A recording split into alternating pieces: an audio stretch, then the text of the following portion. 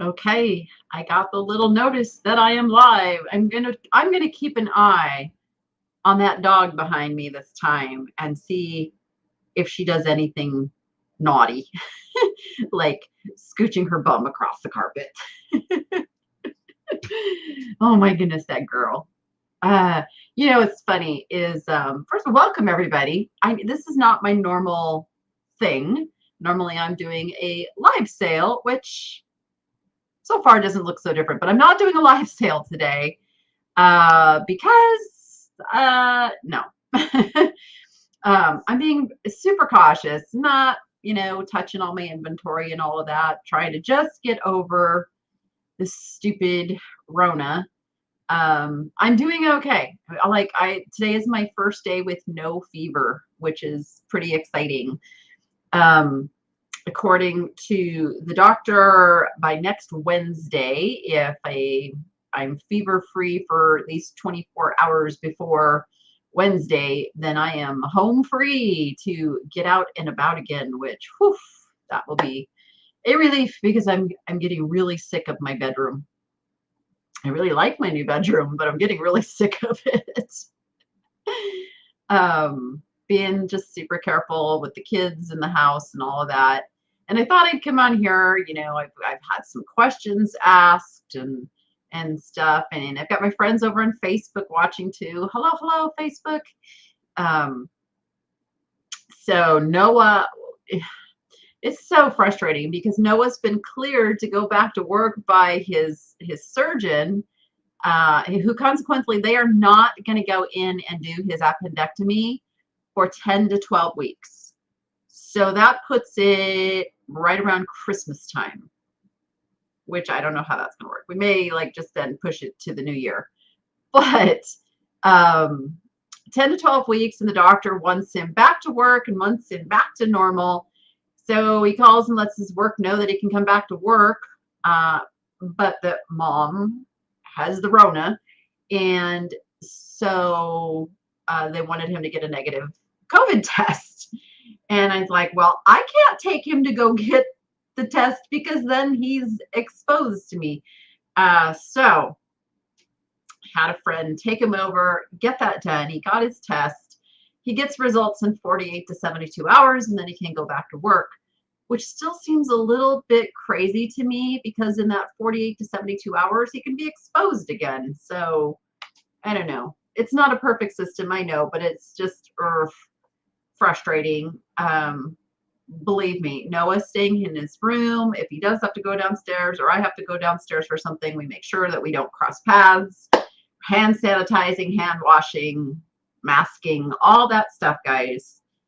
But I think I got really lucky with a really mild case, and I think that is because I've had it before, kind of built up some antibodies in there. Hello, Miss Paula. Hello, Tiger, Delinda, Melissa, Sharissa, Sarah, Betty, Catherine. Hello. I know I didn't pre-schedule this like I normally do so that it was sitting there. Because honestly, I'm just winging it. I thought I was going to do some different things with some video, Zooming. Zoom has not played nice. They lost the first recording. Hey, Tiffany. They lost the recording. So I'm like, ugh. So I'm really kind of sitting here brainstorming, what can I do? So the way that YouTube works is once you start creating content, consistency is the key to them continuing to put you in front of people. And even subscribers, won't see that you put something new up if you take days off. So I'm really trying to create my content regularly, even if it means lower value content. Yeah, because it's a funny thing. Everybody says, make this kind of video, make that kind of video. But at the end of the day, what really brings the views is Thrift With Me videos. I mean, it is what it is. And I don't mind making Thrift With Me videos, but I can't right now. And Oh, somebody asked about Rachel. Rachel's doing good. Rachel's, it's so tough to know what's what. She had a little, or she thought she had a little sore throat. I don't know. Maybe it was a little psychological thing because it's gone and she feels fine. No more headache. I don't know. Could just have been something else. I do too. I hope Noah stays healthy too. I think he will. I think he will. Oh, thank you, Crafty Grandma. Thank you, thank you, thank you. So yeah, so I thought like, okay, I can make my mushroom project, but I kind of don't know where all that stuff is at the moment.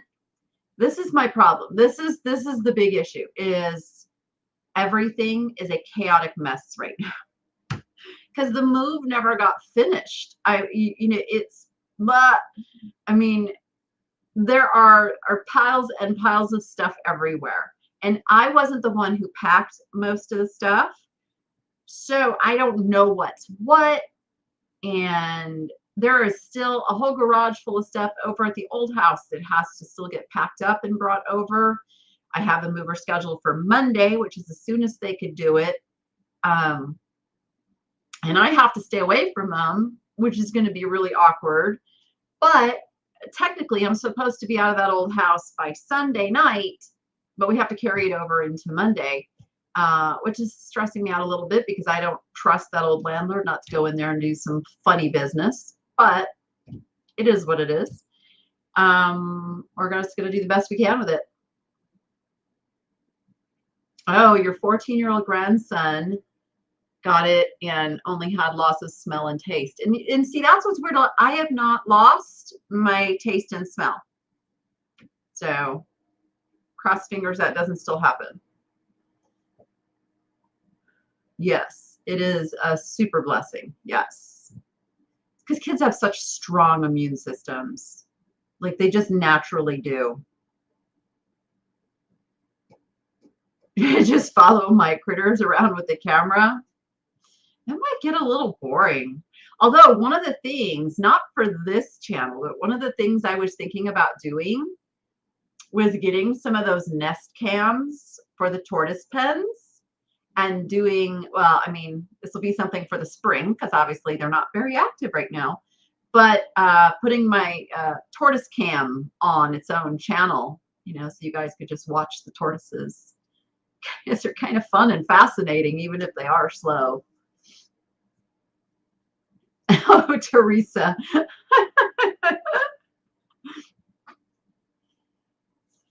Yeah, so I just, what I was thinking about, what does my shirt say? My shirt says Jesus.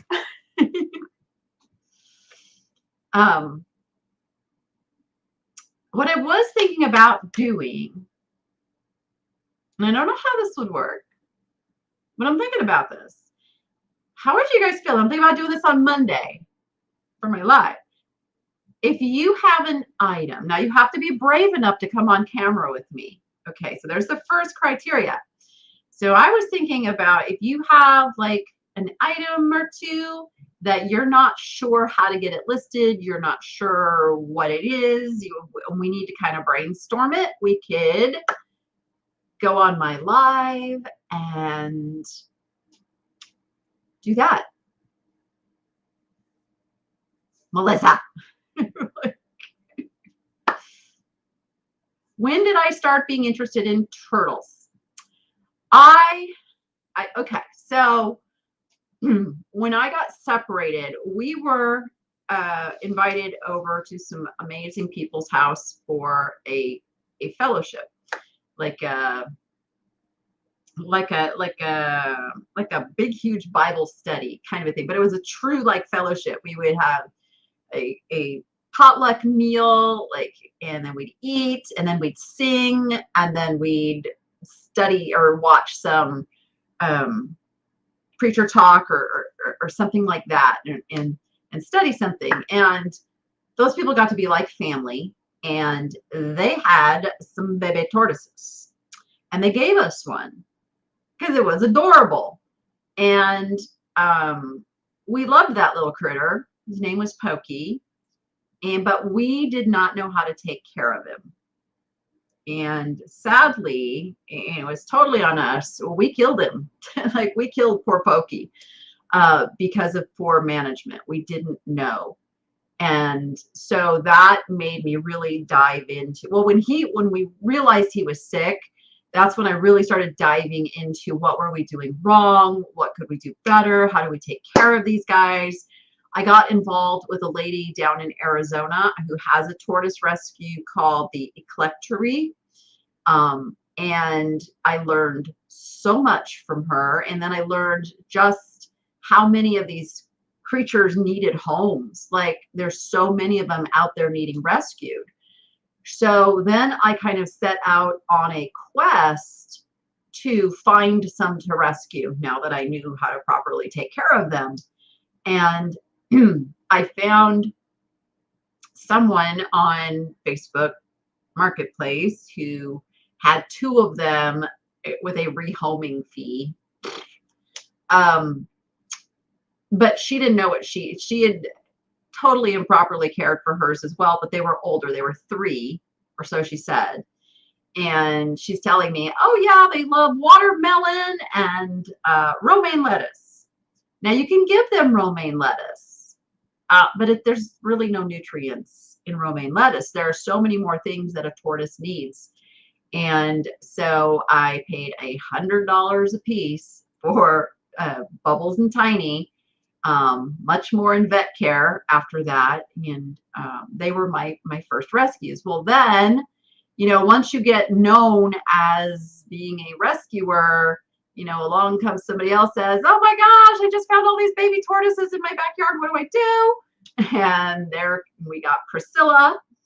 And then Shelly, actually, I rescued from my ex's backyard where he wasn't letting her dig a burrow. It was like, it's the saddest thing. He was not letting her dig a burrow. She was completely stressed out. And so we got Shelly that way, finally convinced him to let me have her. And then, of course, we just got Hope, who, by the way, let me tell you about Little Hope now. Little Hope is feisty. Little Hope just used to lay there to get her antibiotic shot. Oh, no. It's just about a 2-person job now. She's got so much spunk in her. She's definitely a little fighter. So yeah. Yes. All 4 of the desert tortoises are now in brumation here. At least I think so. They can still pop out. Sometimes they do that before they really go down, is they'll pop out, just to get a drink or something, and then they go back down in. But they stopped eating a while ago because they know that's what they need to do. They stay awake long enough to get everything run out of their system, and then they go to sleep. And it's a beautiful day today. And I thought, oh, with the sun, they're going to be out. No, I just checked on them. They're not out. Sulcata, you're correct. Sulcatas do not brumate like the desert tortoises do, and the Russians. Yep, I want a sulcata, but Stephanie, how big are your sulcatas? Because they get big. I want one really bad. Do the tortoises just wander in the, here, I'll put that so that my YouTube people know what I'm answering. Just wander in the wild. They're normally not yours, but other ones. Yeah. So they're a native species to parts of basically like the Mojave Desert. And the interesting thing is they're not quite endangered yet, but they are in trouble. Their numbers are getting reduced drastically, and part of that is because of the domestic tortoise trade and people releasing domestic tortoises into the wild who introduce diseases that the wild species are not capable of fighting off. So, and I'm sure people don't understand that they're doing that, but yes, never release a domestic animal into the wild. Never. Oh, 135 pounds. Beautiful. And 85 pounds. Love it. Love it. Yes. My dream someday is to have an Aldabra. And if you don't know what an Aldabra is, I think it is the largest tortoise species.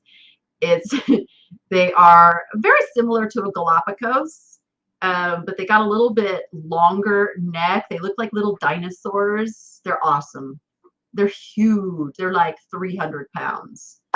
They're biggie biggies. They will sleep until about late March, early April, which is really hard because I miss them so much. It's like it's one of my happiest days of the year is when the first one pops its head out of cremation. Now this year I did something that I haven't done in the past, and I made it so that I can pop in and check on them. Before they had these burrows where they're just in there and I'd have to undig things and get to them. Now they have dog houses that have lids that I can just open up and make sure they're okay. So, oh, the bearded dragons do that too. Okay, I didn't know that. Didn't know that. Gotcha, gotcha. Hey, Christy. You had a turtle named Myrtle. Yeah. It's tough when you have to move because you're not supposed to take them out of the whatever state you're in as well. I would go rescue some from my friend down in Arizona in a heartbeat, but you can't bring them across state lines. Oh my goodness, Tiger. Ugh. They do get out. People leave gates open. Yep, yep, yep, yep. It happens. I am so OCD about that stuff. I mean, I'm sure it could happen. I just can't imagine it happening to me because I'm checking on things like 26 times a day. Let me see. And I'm putting cameras in. I'm going back to see what are the questions I missed. Oh, how do you know if they are a boy or a girl? So you don't until they are at least about 5 years old. And even then, it's just starting to become obvious. But basically, there's a couple ways, but one of the main ways is the bottom of the shell, which is called the plastron. In males, it's, what do you call that? Concave or convex, where it curves in. Is that concave? Anyway, curves in, and the females is flat. And the reason for that is to give the male a little balancing when he gets up on the girl. So yeah, it's really that little shell thing. Plus, there's some other little signs. Concave, okay, that you can look at. But do they have feelings in there? Absolutely. In fact, their spine runs right across the top of the shell. Like they have definite nerve endings for sure. Like I'll scratch them and they'll do a little wiggle dance sometimes. Yeah. Well, Rick Coder, I'm on now. I just won't be doing a live sale. I'm here. I'm live right now. You're on my live. You just commented. Oh my goodness. You have regular sulcata sightings. Yeah, a lot of people don't understand that they can live to be like 100 years old. If you have especially a sulcata, the desert tortoises live average is about 60 to 80. So you might live long enough, with your desert, depending on how old they were when you got them. But like the sulcatas, you need to have they need to be in your will. You need to have a plan for them if something happens to you. Do not paint their shells. That is correct. Do not paint their shells. Those shells breathe. It's a living thing. I mean, it's truly a remarkable thing that it's basically their skeleton on the outside. Even they have bones on the inside, but that's their protection. All their vital organs are right under there. That's why if they get flipped upside down, they can actually drown on their own fluids. I don't want to get morbid, but They can't stay upside down for long because that's what happens is they drown because their lungs are now upside down on the bottom instead of on the top. Thank you, everyone. Thank you. Thank you. Yep, it's just like parrots. They live a long time. Exoskeleton, correct. Although they still have a skeleton on the inside too, which is just really cool. Let's see, what else? I thought I saw. Peanut, don't you do anything naughty over there. I'm keeping an eye on you. I'm watching you. Okay, I think I caught up on the questions. Oh, what was the synopsis on, or let me just say, do I have anybody who would like to come on my live on Monday and get help with an item, maybe get help with something in your store, just maybe get help with eBay, but you got to be willing to come on live with me. Who would be willing to do that?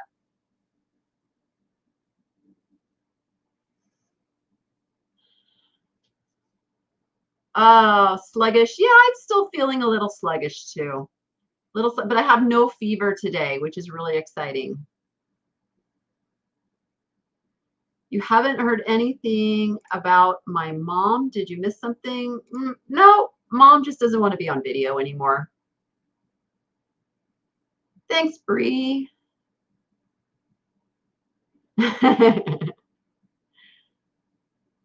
One person asked early about what about thrifting on eBay?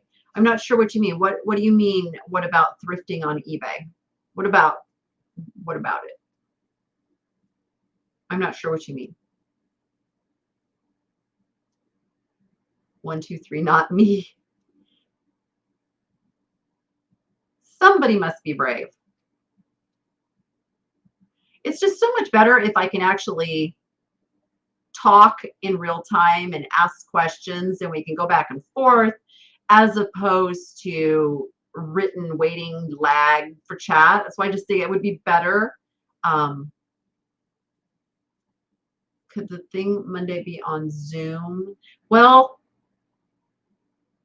not really. I'd have to do it on here.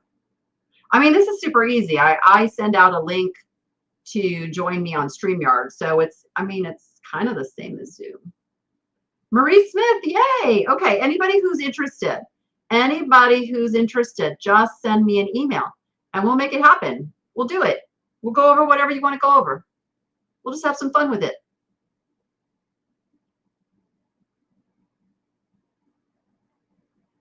Kathy, if you can do Zoom, you can do StreamYard.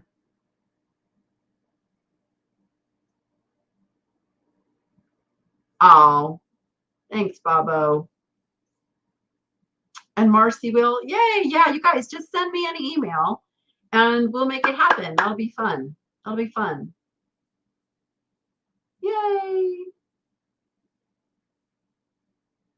Yeah, so Rachel wants to carve pumpkins tomorrow. So I'll probably film that. Anybody want to watch us carve pumpkins? Yeah, what do you do? Nope, nobody else has to have StreamYard. You just have to have a way to connect with a camera and microphone. It's easy peasy. It's the niche lady at gmail.com. Just what Bree just put right in there.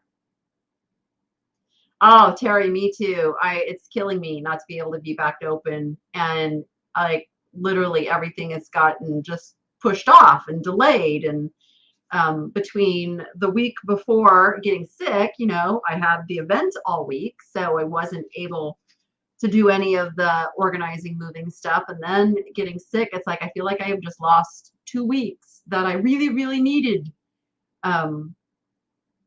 So I somehow have to figure out how to get my 2 weeks back and get all this stuff done. Oh no. I don't even want to know about that. I don't even want to know. That makes me sad. Yeah. You'll watch pumpkins. Okay. I'll just film everything.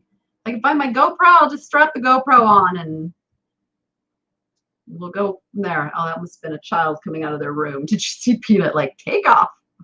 That little dog has not left my side except to go hang with her kids. Like she literally is my shadow.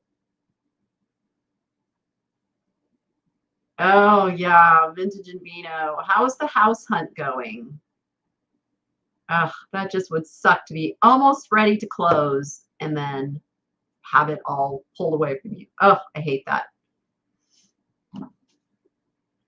So I think I started to say earlier too, I um I thought about like doing my mushroom project, but I don't even know where that stuff is. I have 2 pods full out in my driveway, and the garage isn't super full, but it's full of shelving that just kind of got plopped in there. And I'm not strong enough to rearrange shelving all by myself. And I can't work with anybody else right now. So I'm just in this limbo and it's making me crazy. We do know that guinea pigs are very susceptible to a lot of human illnesses and viruses and things. Hence, where do you think like guinea pigs got used so much in experiments? Is because guinea pigs and human, for some reason, transfer things. So being super careful around the guinea pigs. Have I ever carved pumpkins with a drill? I have not. I have not. I am in a pickle. I'm telling you, it's like, it's just really like God looked down and said, guess what, Danny? You're resting. You're doing nothing for a couple of weeks. Yes, that's what I command of you. And you know what I'm supposed to do? I'm supposed to say, okay, and just surrender and just go with it because what else can I do? What else can I do?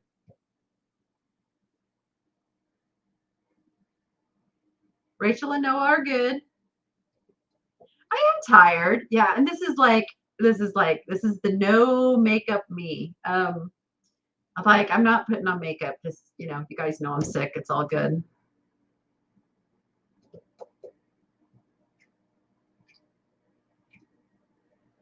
Oh, Leoman, that's really sweet of you. I have stuff. It's not that I don't have stuff.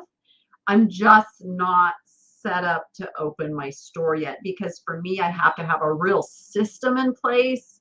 I have to be able to know what's listed, what's not listed, and everything has to be super organized because it's not just me around here. I have employees that have to be able to grab and do stuff too. But I really appreciate that thought.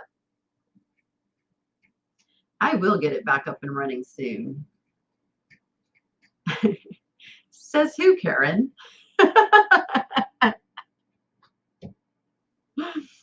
We are absolutely allowed to talk business. This is like we can talk anything you want to talk. What is your question? Peachy me, Deborah.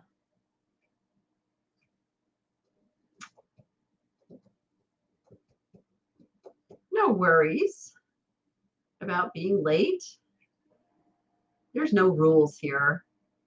Actually, there is one rule here. The only rule here is to be nice.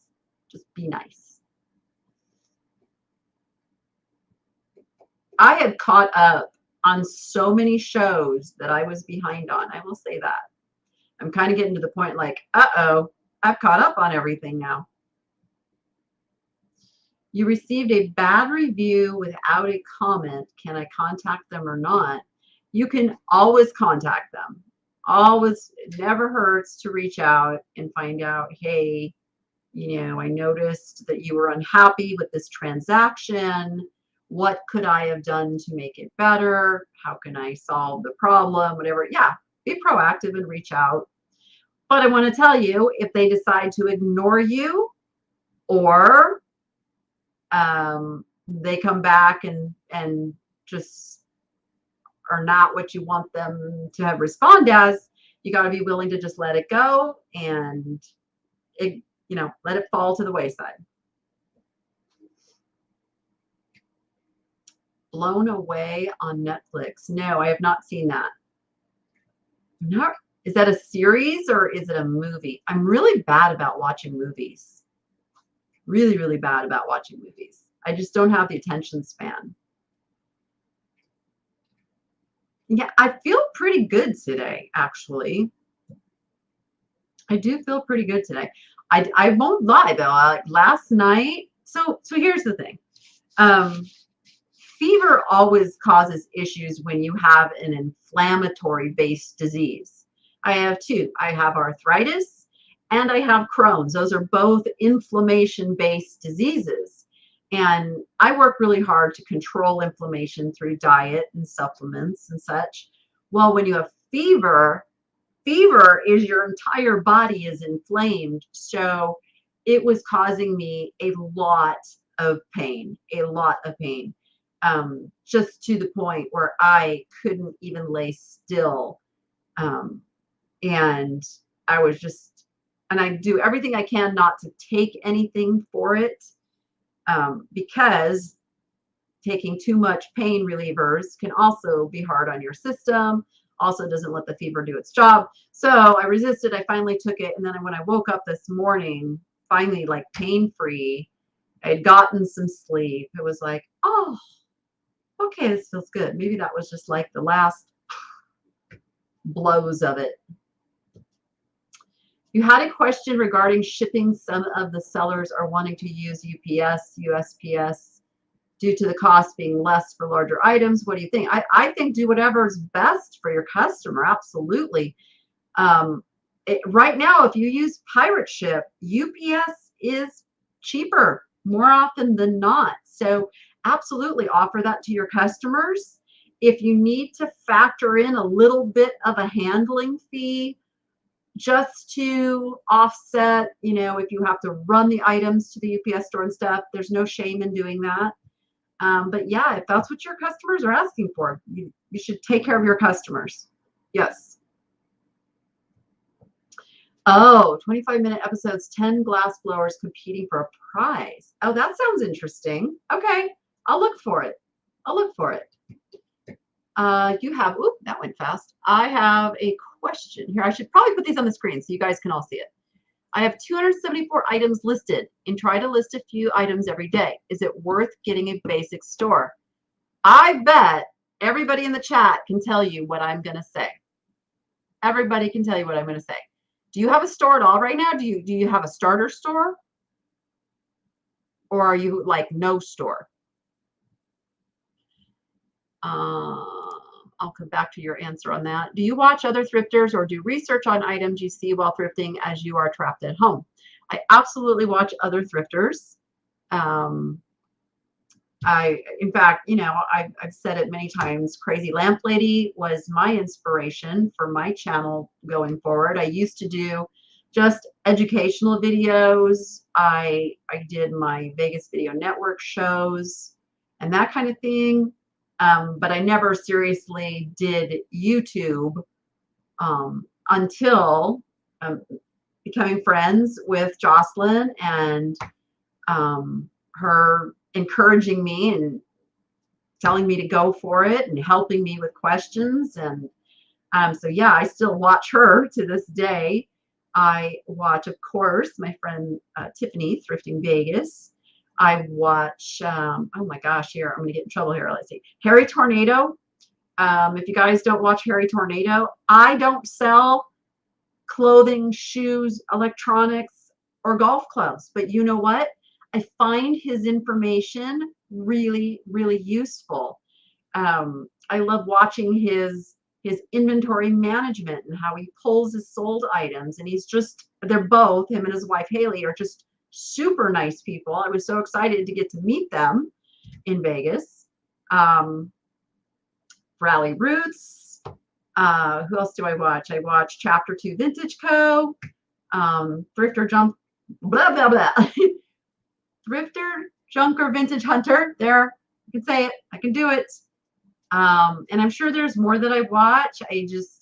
But yeah, I absolutely, because one of the things that I've also learned over my life is that if you are in an industry and you are looking to do whatever you do and make it different from everyone else, or and I don't say this in an arrogant way, to make it better than some things that you see, you have to study, you have to watch, you have to go, oh yeah, that works really good. Yeah, I think I'll stay away from doing that, and then use those things and make it your own. So yeah, so I do study other channels just to see how I can make mine better. Yeah. All right, let me get down here and see. Oh yes, the cult of vintage. We can't forget Michael. Let me go back. And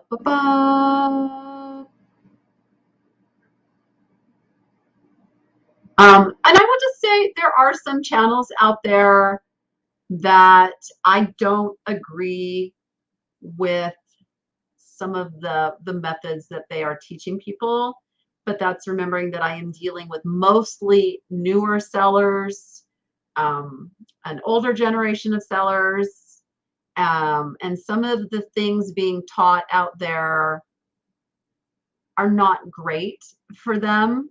So just take everything with a grain of salt that you hear and test it yourself to see if it works, because not everything everyone says will work for you.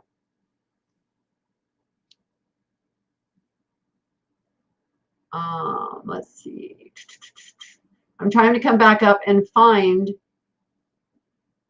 Oh, Marie. Okay. So yes, get a store, woman. Get a store with 274 items listed. Yes. Get a store, get your categories made, get your items into categories. Absolutely, no question, get a store. Absolutely. Thank you, Carol, over on Facebook. I see your comment. All right, let's see. Yeah, I know that hoarder house is crazy. Like, I want to dig in. I know it seems weird, but when we get into those situations and you start finding treasures, because I've done house cleanouts like that with a friend, and your mind kind of looks past the grossness because you see the treasure and you're saving that treasure out of there, and it's just kind of a rush. It really is, and it's going to be a really fun series to watch with her. I'm excited.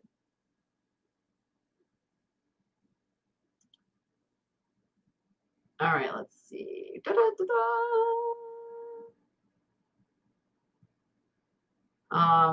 Going back through here. Okay. Hold on. Oh, thank you, Marilla. It's funny because, and this is what Marilla said, that I'm a real person with real problems. And it's like I've had advice early on that said, don't share your problems, don't share anything negative. And I thought about that. And, and I don't go out of my way to share negative because I'm generally a very, positive outlook person. Like that's who I am. It's not who I was. Let me be clear. I can fall into negativity really easy because that's where I came from. And so I work really hard at training my brain to think of things in a positive light. And I've done a lot of studying on, like, your brain is made up of all these little channels, okay? All these little grooves in your brain. And you can reshape the way they connect. And it's like working a muscle. You have to really, really put effort into it at first, but the more you do it, the easier it comes, because now your brain is forming that channel into like thinking positive versus going to the negative. That negative channel starting to get like, dammed up. It's not getting used. Now you're using the positive channel. So as long as you just keep pushing yourself that way, you can retrain your brain to focus on what's good and not what's bad. And I encourage everyone. So I will share as I go through the struggles that tend to want to bring me into that negative place, just to, help others pull out of that as well and see it can be done. It can be done. Yeah, I don't want to get into that right now, Carol.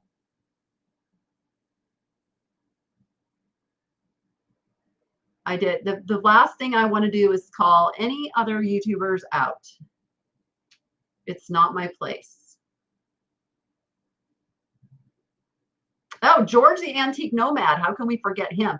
You guys want to learn about antiques and collectibles? OMG. George is the guy. He's the guy. And he has services, by the way, as well. You get some high-end antiques or collectibles. He is a certified appraiser. He will help you. He is the kindest, just most wonderful man. Definitely contact George the Antique Nomad if you need help with stuff like that.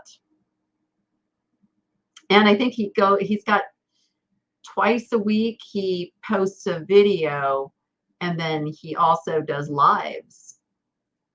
So George is amazing.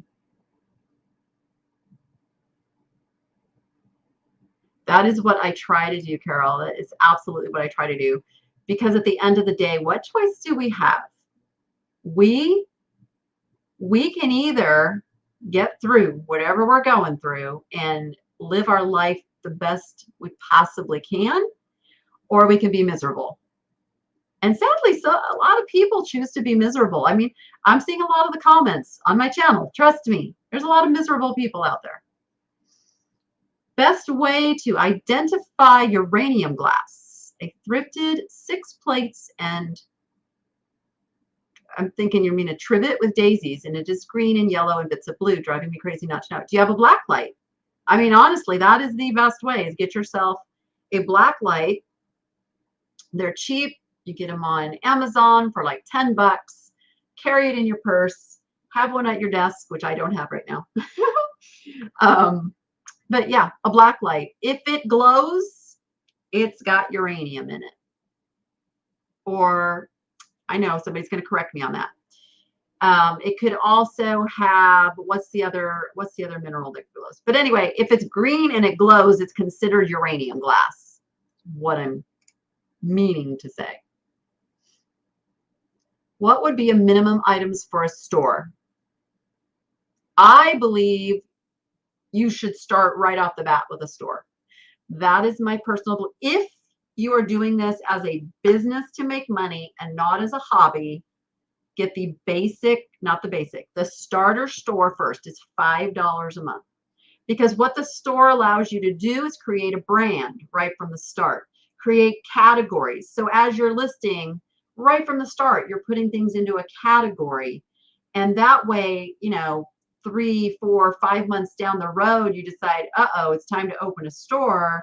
Now you've got to take all those listings and do the work to put them into a category. Whereas if you just start from the start, it's all there. It's $5 a month. It's $5. The store is so much more than a savings on listing fees. And that's what I try to help people understand. To me, the store is creation of a brand. It is introducing a trust factor to customers by having a brand. Cadmium, that's it, cadmium.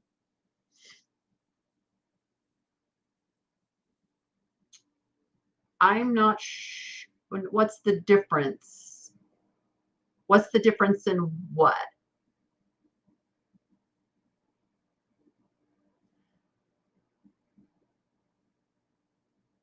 Hi, Junk and Fancy.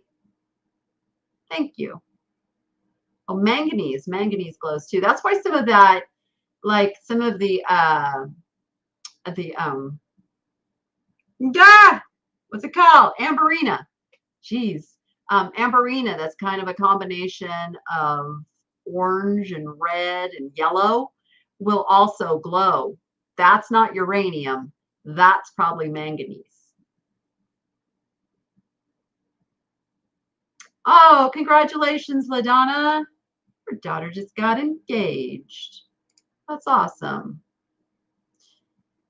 Awesome, awesome. I love the history of vintage items as well. eBay general question. Is it worth listing a Murano or Baccarat glass item when there are others like it for sale? Marcy, Marcy, Marcy. To only be able to list things that no one else has, I'm sure is a dream that many would have, but it's almost an impossibility. So as long as I've been doing this, there has been competition. There you can pull comps, you can see. So think about it. Think about all the retail stores out there. You can find the same item in multiple different stores. Let's just take an electronic. Best Buy, Office Depot, Amazon, Newegg, like that same thing. You can find it at all those different stores, right? And yet all those stores are able to stay in business selling the same product as everybody else. So what sets you apart, what sets your listing apart is your presentation. It's what can make you unique. Put up better pictures, put up a better title, put up a competitive price, have a return policy if your competition doesn't, have a better description. So don't, Murano and Baccarat, I would say, are almost always worth listing, like no matter what. And I would say list on the high side. Don't play the price game with other sellers. Put yours up there as a good listing. So absolutely. There's always going to be competition. Competition is not your enemy. Oh, I'm back to where you guys were talking about George, how he fits it all in his brain. I don't know. I wonder the same thing. It is pretty amazing.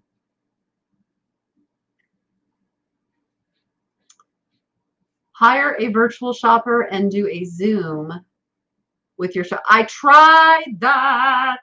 I actually did try to do a virtual thrifting, and like I said, Zoom lost the recording. So,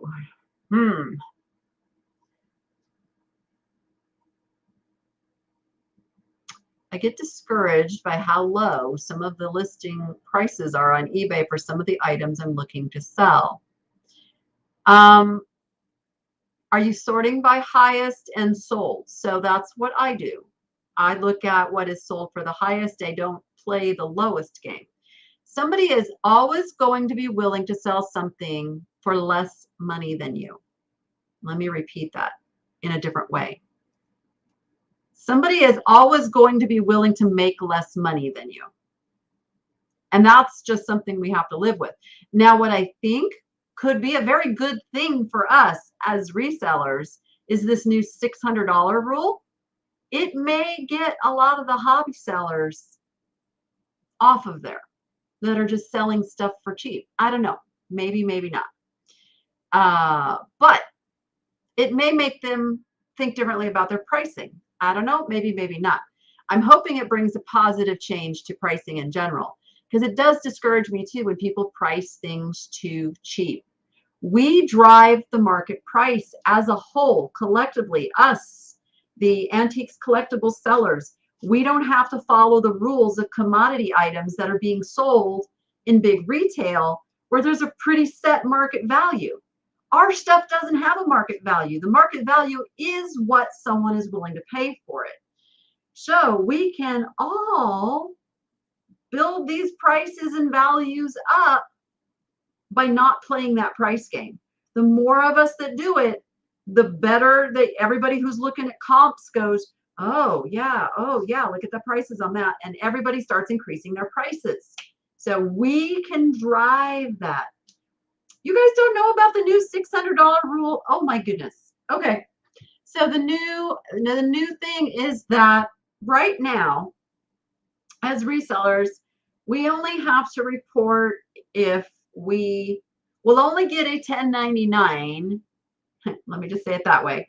We'll only get a 1099 if we have sold over $20,000 and 200 transactions. Okay, and that comes from, well, it used to come from PayPal, now it'll come from eBay.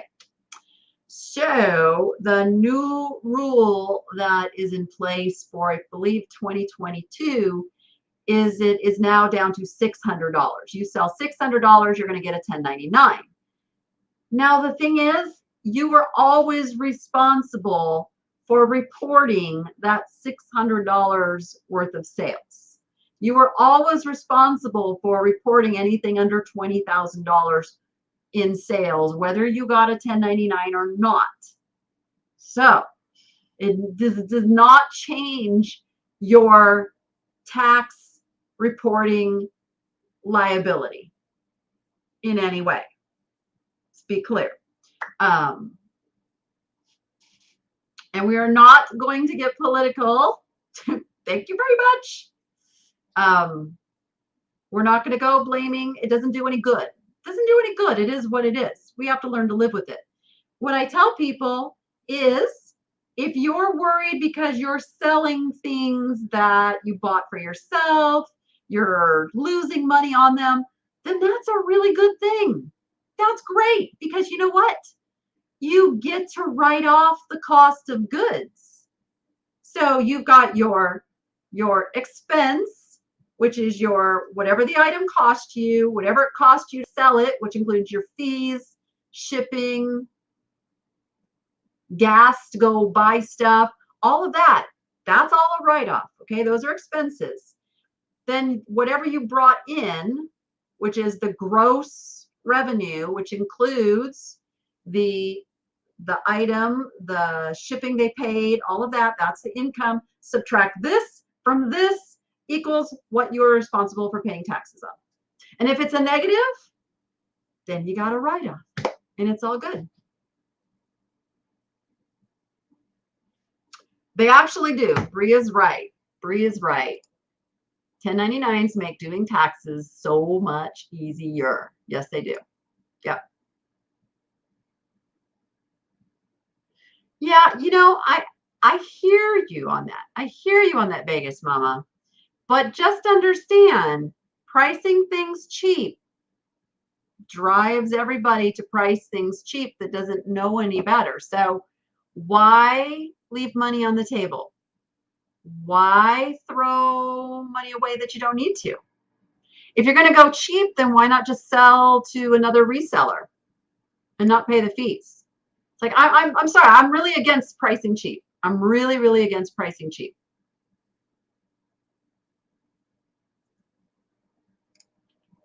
Yes, yes, yes. You have to get it out of your mindset to focus on low listings and stay true to yourself. Yeah. When I am doing research, I don't look at the lowest. I sort by highest first. There's what you need to see. Look, at somebody was willing to pay this, and somebody else will be willing to pay this. So I'm pricing at this, and I'm not pricing down here where, you know, it's anybody can sell it at that price. I'm going to put it up here where my know, like, trust customers are going to be willing to pay that price. Now, I do discount. Don't get me wrong. I do run discounts after I've had an item for a certain amount of time. That's why I have clearance categories. So that's the other beauty of a store. You can put things into a clearance category. Just like you walk into, I'm going to age myself here. You walk into a mall and go to Nordstrom's. Yeah, that's been a while. But even Nordstrom's had a clearance rack. Every high-end store still has a clearance rack, or they do a clearance sale, except for Tiffany's. Tiffany's never runs a clearance. They don't have to. But you know what I'm saying? So you absolutely can have a clearance category, because now your customers go, oh, now we're going to shop here because this is a real bargain now coming out of this store that's very bougie. You know, and that's all about building a brand. You set the expectation by having that store and have that store portray quality. And if all of your stuff is priced with confidence, then people are confident buying from you at that price, and they will watch your clearance And if they don't buy it at the top price, they'll either make an offer or they'll come shop your clearance. Start high, you can always come down. That is a fact. That is a fact.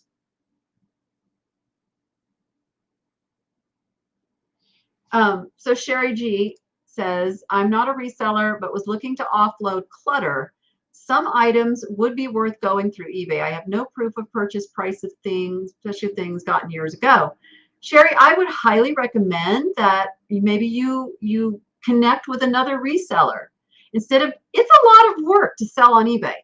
I think anybody who sells online here is going to tell you it's not easy. Like I'm hope nobody is portraying that, oh yeah, list it and you're just going to make all this money. No, it's a lot of work.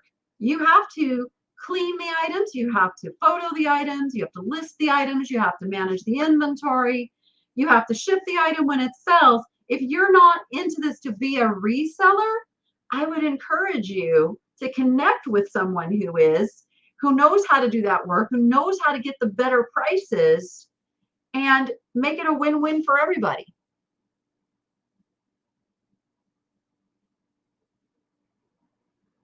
That's absolutely legitimate. You have some low priced items because that's how we all learn. And at some point you're going to get to where you look at those items in your store and you go, I don't have time for those anymore. You end them, get them out of there, redonate them, and now you're upscaling.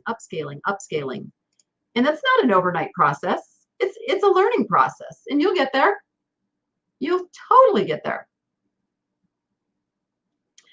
I do sell on Etsy. Right now, I'm not selling anywhere, of course, until I get all my inventory in line.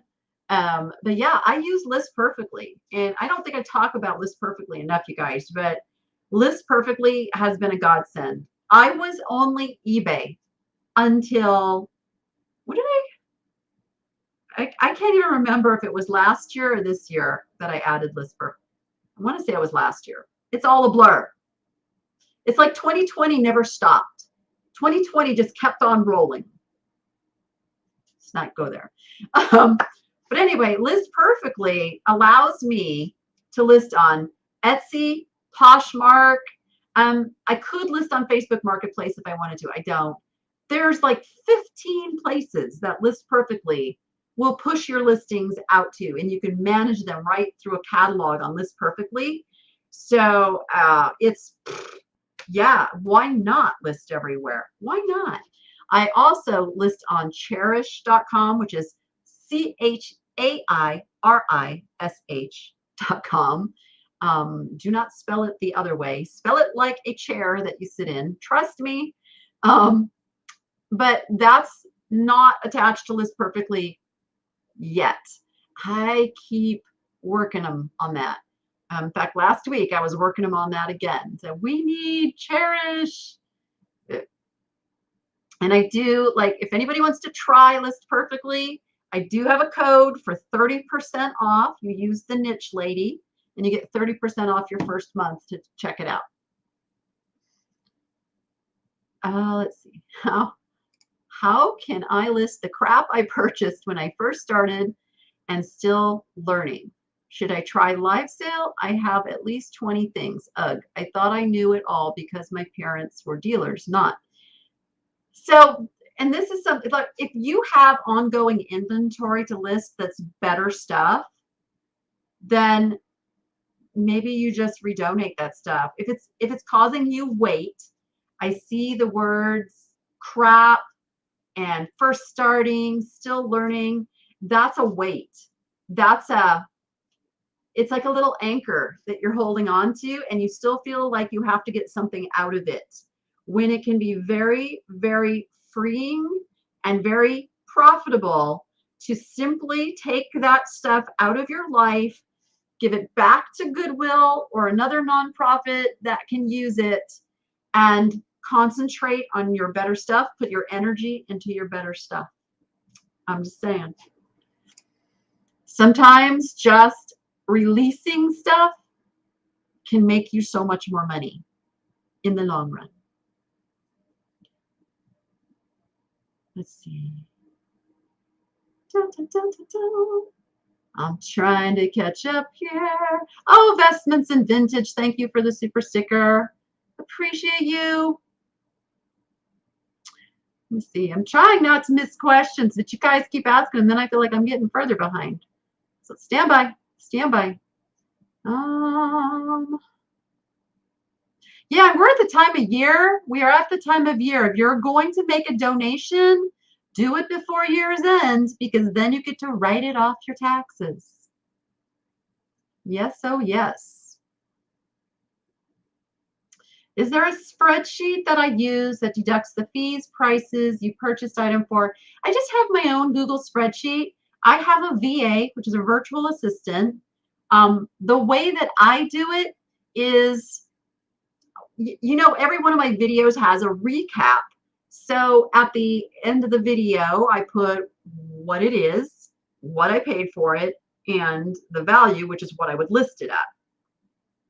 And my VA takes that information, puts it on a spreadsheet, and then also every month she gets the eBay sales report, and she goes in and now puts all the rest of the information. She itemizes out the shipping, the fees, and all of that. So it's all on a spreadsheet for me. My bookkeeper has access to that. All is right with the world. I know some people don't like to individually itemize. I do. I like the data. I want to know what my margins were on a piece of glass versus a piece of clothing, kind of a thing. So I do still like the itemization, but there's different ways to do it. Selling cheap factors into eBay's average price sold, and yes, and buyers think normal prices are too high. I never use eBay's suggested price. Thank you. Yes, that's exactly it. It's like the prices that we're using affect so many things now, with eBay being so data driven.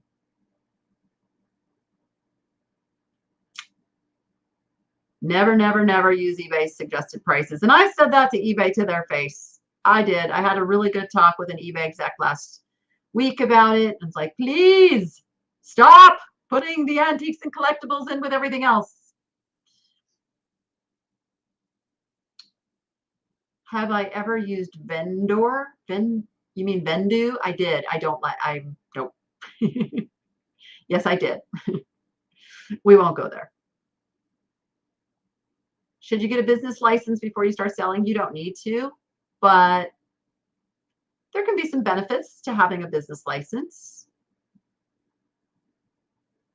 And again, I am not an accountant. I am not a lawyer. I always suggest you go speak with a professional about these things. Just want to put that caveat out there.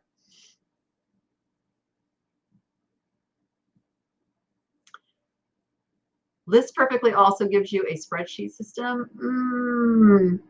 I wouldn't call it a spreadsheet system, but they do. You can manage your inventory through them.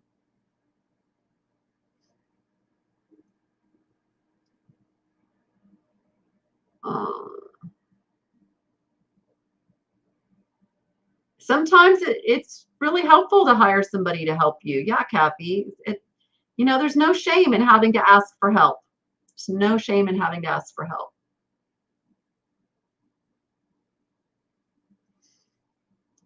Do you ever see trends in your sales?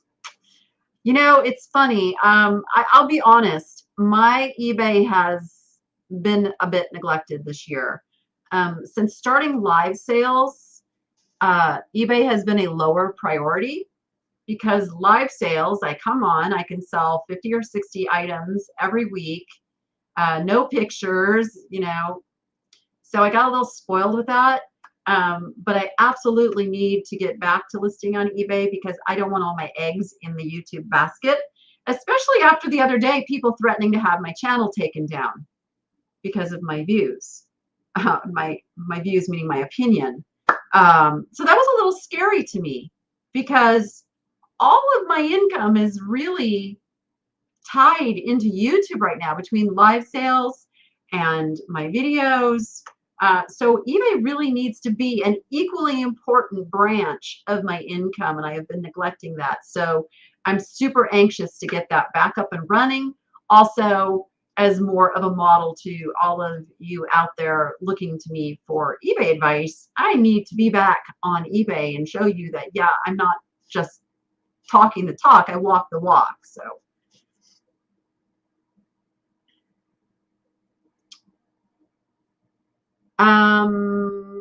yeah, Ruby Light, I've heard that, I know that said you can end items, sell similar.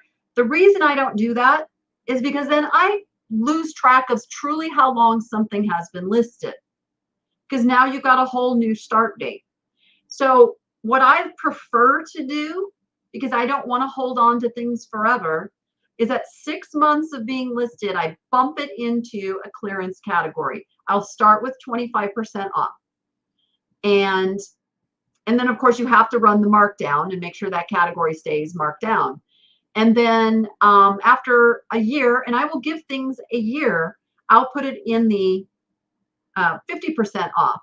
If it's in that 50% off markdown for a few months and it doesn't sell and it doesn't get an offer, boom, it needs to go away.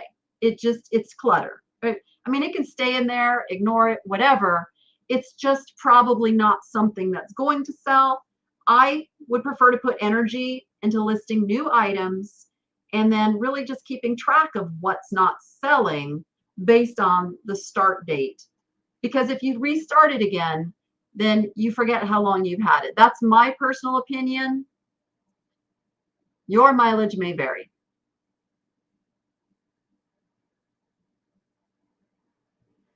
All right. I think I'm caught up. I hope I haven't missed. If I missed your question, ask it again. Could you sometimes show us how you do the promotions? Absolutely. I intend to make a lot more in-depth eBay-esque videos as soon as life gets back to normal. I want normal again. Yeah, I want to put up a shipping cam again too. All things that are very, very much on my mind. Yeah, my store is on time away. Time away is a beautiful thing, by the way. But I have to go in there and actually end all of my listings because I can't just open the store back up. I have to physically do an inventory and make sure nothing got chipped, broken, cracked, before I let it go live. So I'm going to be starting my store all over again. How to change 300 categories? Why are you changing 300 categories? What do you mean? Do you keep a log of the date you purchased your items? Yeah, it's all in my spreadsheet because for me, it's by my shopping trip. So whatever, because then I keep track of the most profitable places for me to source too.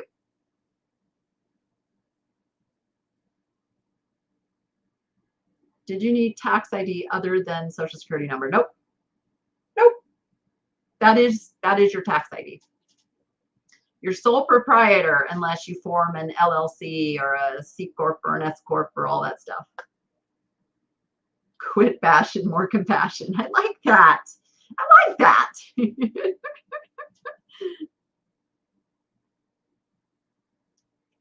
If you want to change your categories, I think, and that's coming from Wendy over on Facebook. Really think long and hard. Are you doing it for the right reasons? Are you doing it because you need to, or because you're just bored with your categories? I mean, it's okay to make little changes, but to want to go in and change all 300 of your categories seems a little extreme. Oh, I save receipts, but I save them in like they just get tossed in a bucket. Like, so someday my dream is if I ever get like the IRS wanting to audit me, I'm going to take them a big box of receipts and go, here you go. No, I mean, we all dream of that, right? And paying them in pennies. Here's your coin shortage.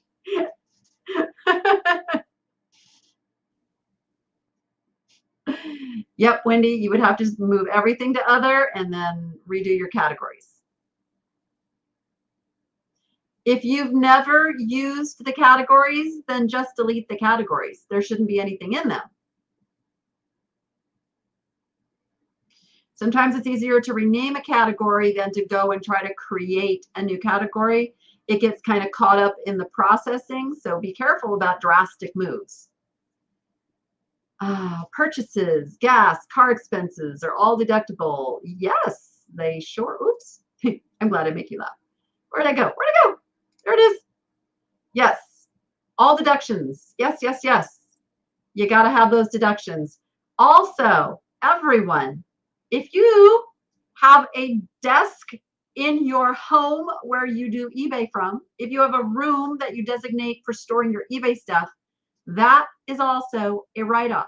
A portion of your rent or mortgage, a portion of your cell phone bill if you're taking pictures with your camera, all of that is a write-off. Tis a tis.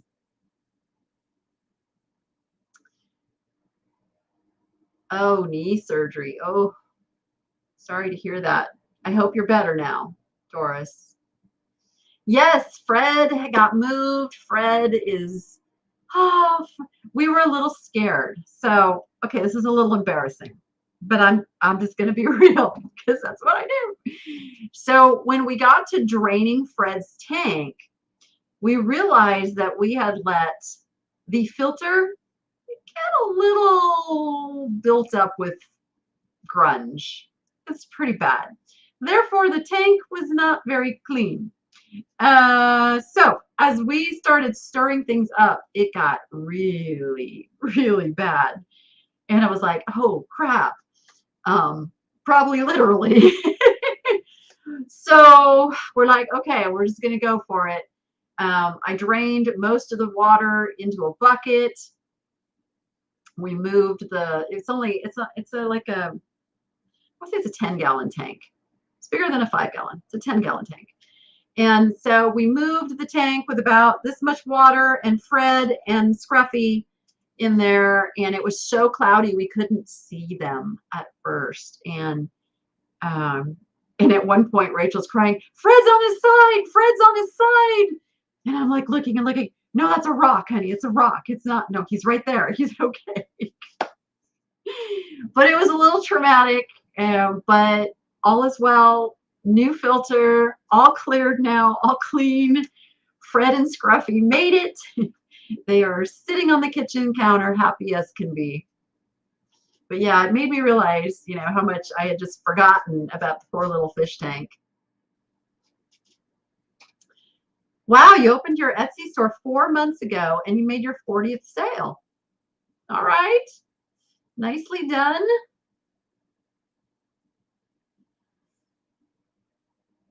You don't have a computer. What do I suggest? Well, there are people that are able to do it right just from their phones. It's not my cup of tea. I prefer to have a desktop computer, but it can be done. Or an iPad or a laptop, something.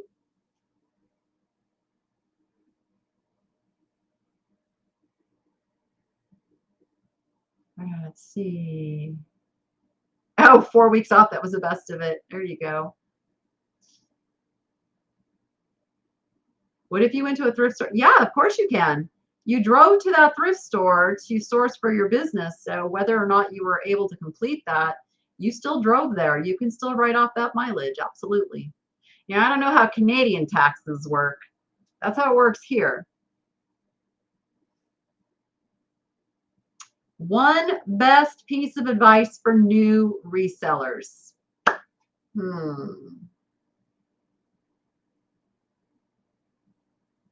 Just one. There's so many.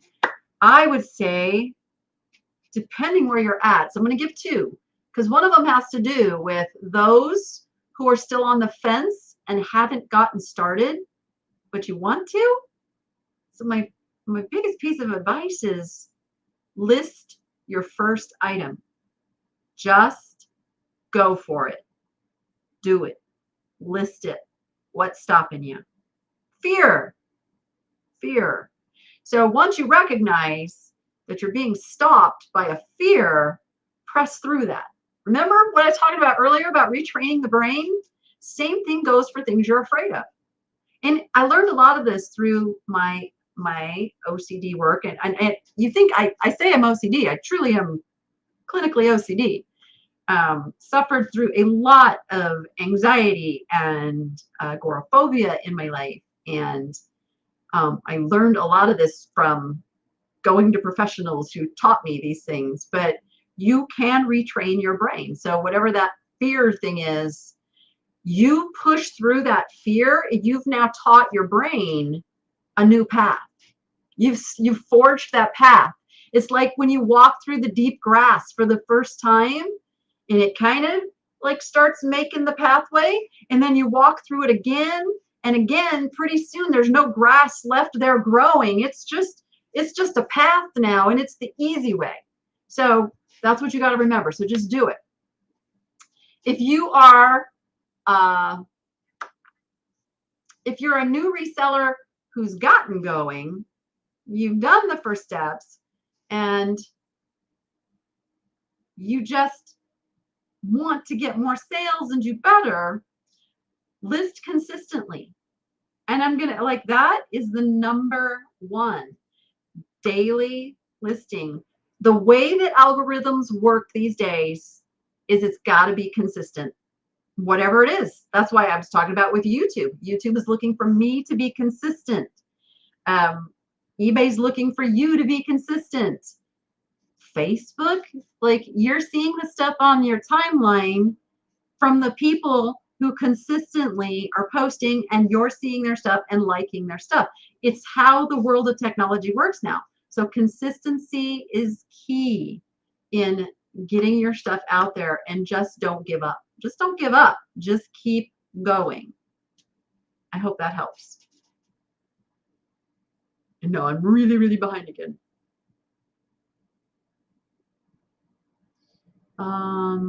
What causes crackling and why is it bad? Crackling, I think you mean crazing. So it's not always bad. Sometimes it's on purpose. So first you have to learn to tell, is it on purpose or is it technical damage to a piece? It can be forgiven on super antique pottery, porcelain, because it's something that happens with usually changes in humidity more than temperature. Remember that pottery starts out wet, and it's in the drying process and the glazing process, that it hardens up. So even once it's in its hardened form, there's still moisture in there, believe it or not. And you're shrinking that pottery even more in a dry condition, and it is usually dry condition. If you go to a museum or you go to some place, like I particularly noticed this at the Hearst Castle, they have humidifiers running to keep things humid so that they don't have damage to the art and the pottery and the statues, so that they can keep that moisture in there and keep them from being damaged. So a lot of times it's really in the way it was stored. Some, like cheaper pieces, it can just be in the way it was fired incorrectly, like it drew the moisture out too quickly, and that can cause crazing as well. It's not your fear that stops you, it's your husband. You have to convince. But I think now after some, the best way to convince them is for them to see the money rolling in. Been there, done that. Have a full-time job. Hold on. Stop moving, chat. Have a full-time job and started selling for extra money in February. I only have an individual account, not a store. Have averaged 20 sales a month. Should I still do a starter store? And again, I think a store is the way to go if you want to have a presence on eBay that reflects confidence.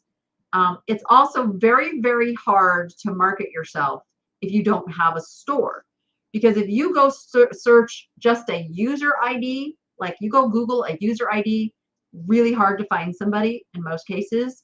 if you Google a store name, you can almost find them as the first result. So just being found and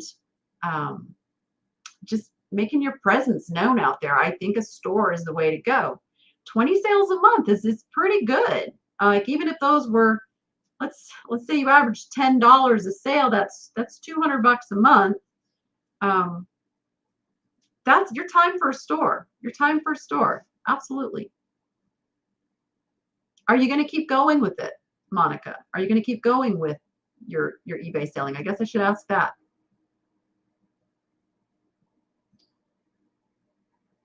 Bonnie. Oh my goodness. You guys crack me up. What's the difference between modern, vintage, and antique? Well, antique is over 100 years old. Now, when you get something that, let's say, it's 19, it's 2021. Let's say you have an item that's from the 1930s. Nobody is going to make any qualms about you calling that an antique. They really aren't. It's in my opinion, it's close enough. You can't call something made in the 40s, 50s, 60s antique, because now we're getting too far away from that 100-year mark. Vintage is over 20 years old. So, and that's a pretty set rule. And Etsy pretty much solidified that rule. Etsy laid that down. You can list anything on Etsy that's at least 20 years old. It's considered vintage. Modern. So modern has different ways to look at it, because there's different forms of modern. There's mid-mod, which is like mid-century modern. There's modern as in modern art, which can even be back into, like the 90s. So I like to say if it's like a current item, it's contemporary. That's my term. Modern is more of a style. So let me see. Oh,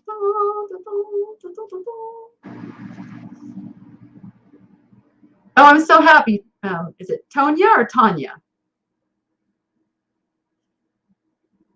Consistency. I mean, it really is. It really is, guys. I know it's not like, I wish I had some real super secret thing like I could offer that was like a game changer. But it's really not. It's, I love this saying. I saw it at an event I went to once, and it's a staircase next to a broken elevator. And it says, there's no elevator to success. You must take the stairs. It's true. You just do the work. And that's what makes it so that those of you willing to put in that work and that effort are the ones who are going to succeed over the ones who quit because it's too hard of work. And that's okay. That's what we want. We don't want everybody to think it's easy. I know it kind of sounds mean, but really it can't be for everybody. There's no job, there's no way of making money that can be the one way for everybody. Otherwise, everybody would be doing the same thing, and then where would we be? That would be crazy. Crazy. Hi, Roylene. Oh, it's Tanya. Okay, good. It's so tricky to say names the way they're spelled. I always say I'm a hooked on phonics girl. I phonetically look at things when I read them. And sometimes that gets me into trouble with names. Oh my goodness, it's almost 2:30 already. Look at that. I'm doing okay, Grano 2. I'm doing okay. All right, I want to make sure I didn't miss anybody's question who already asked one. If I missed your question, ask me again. I'm going to take this time just to catch up and answer your questions so you have a rock and roll weekend. And don't forget, anyone who wants to come on with me on Monday, bring some items for us to talk about, the best way to list them, Show me your eBay stuff, whatever you want to talk about. Let's do a face-to-face. I will send you a link through StreamYard. We'll schedule you on as a guest and we'll do it. It'll be fun. Just email me at thenichelady@gmail.com. We'll get you scheduled in. I just saw a question. Any suggestions for selling cut glass on eBay? So what kind of cut glass? Is it American Brilliant? Is it more contemporary cut glass? Is it like lead crystal? There's different kinds of cut glass. Taking the pictures is the toughest part. I use a black background or a gray background and then do lots of editing with contrast to make it pop and stand out. If you can get the pictures right, everything else falls into place. Pictures are really tough. Full spectrum lights with plain backgrounds. Yep, exactly.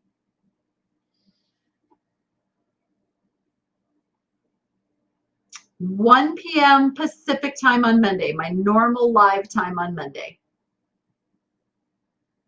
Is there a market for selling vintage or antique children's books?" Oh, come on now, girl. What do you think? What do you think? I think more than ever, people are collecting old books because books are kind of becoming gone by the wayside. Like, we're going to get to a point where books are not even published anymore, that everything will be digital. So I think there's many of us who, my phone's ringing, many of us who cherish books. I, in fact, need to get through my entire collection of books out in the garage and decide what I'm keeping and what I'm selling. Maybe that's something I can do today. I don't know. Would that be boring? Would you guys want to like go through my books with me? Would that be interesting video? I do. I have boxes of books I have to go through and look up and decide, am I keeping, am I selling? I could video that. I could totally video that.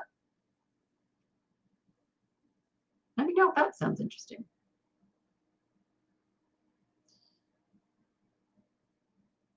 Oh, I'll rest for sure. No worries.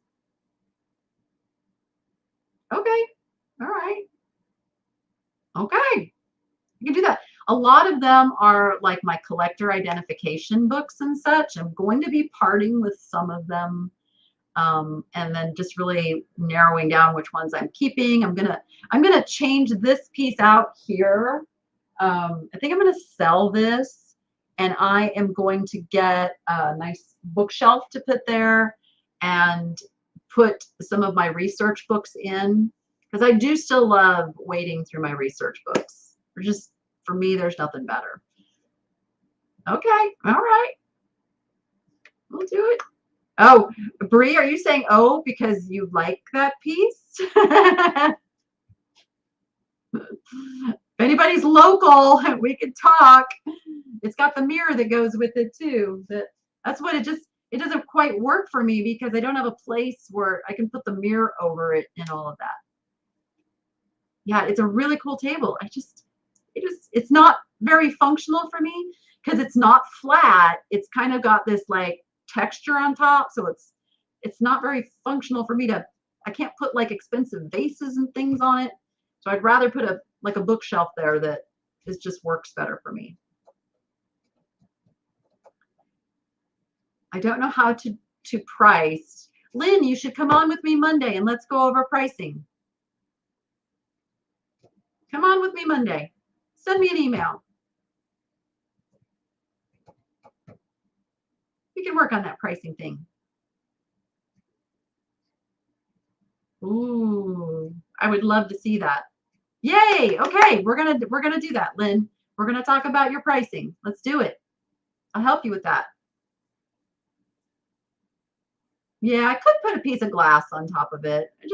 It's just not, to me, it takes up, I don't know if you can, I mean, it's got all that space underneath there that's, for me, kind of wasted. I need to utilize that entire piece of real estate. Because that's just how my head works. I'm not a minimalist. Has anybody guessed? I am not a minimalist. I like stuff. I like to fill space. I like to be surrounded with color and beautiful things. And I'm looking at peacock feathers next to me right now. And is cross-posting a good thing? Absolutely. Absolutely.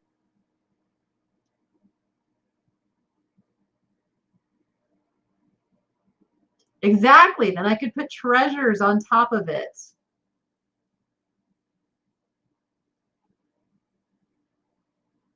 All right, guys. Thank you so much for hanging out with me. Wow, there's still almost 400 of you here. And I just saw that Crazy Lamp Lady just dropped her part 3 of the Hoarder House. So guess what I'm going to go do? I'm going to go watch that. And I am going to think about putting together then like my book sorting video. So thank you. That's probably going to be my video for tomorrow. And that'll give me something to put up here and go with. Oh yeah, and we're going to carve pumpkins. So I'll have that too. Maybe I'll do a little mishmash of both. I'll mix it up. I'll bring you on my crazy life. All right, everyone. I appreciate you all so much. The support that you have showed me, I just, you're going to make me cry because, you know, I grew up feeling like a nobody and that nobody cared and that I was invisible and that I didn't deserve anybody or anything. And the outpouring you guys have given me this week, I can't tell you how much it means to me because it just really does. And thank you. I mean, what more can I say? Thank you. Thank you. And with that, go be profitable and make it fun. And we'll see you on the next one. Bye.